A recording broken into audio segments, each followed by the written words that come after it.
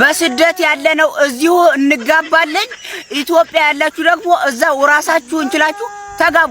የት ሀገር ነው? እኔ እኮ አሁን ሳስበው እኛ እዚህ እንለፋለን እዛ እነሱ ተኝተው ይጠብቁንና ከዛ አያፍሩም፣ እጃቸውንም እግራቸውንም ዘርግተው ያገቡና ቅመሞችም እዚሁ ለፍተው ማዲያት አውጥተው ጥራው ግረው ጥቁር ሆነው ሄደው እዛ ወንዱ ቁጭ ብሎ ይጠብቃታል፣ ይጋባሉ።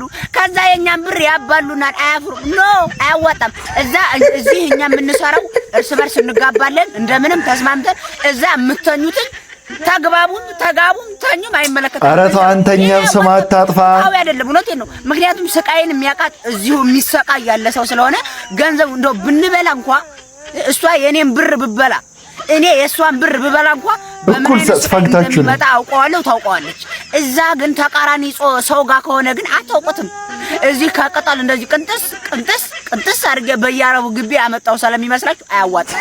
ቅመሟም እዛ እንደዛ ስለሚመስላችሁ አረቦች ዝም ብለው ሲወጡ 20 ብር ሲገቡ 50 ብር ወደ ሽንት ቤት ሲሄዱ 100 ብር ጣል እያረጉ የሚሰጧችሁ ስለሚመስላችሁ አይቻልም። ወደ ኢትዮጵያ አያገቡም። እዚሁ እንግባባታለን። የማዳም ቅመሞች እያስመጣ እንዴ ይሄ የዚህ ሰውዬ ምክር እንዳሰሙ ነው የምላችሁ።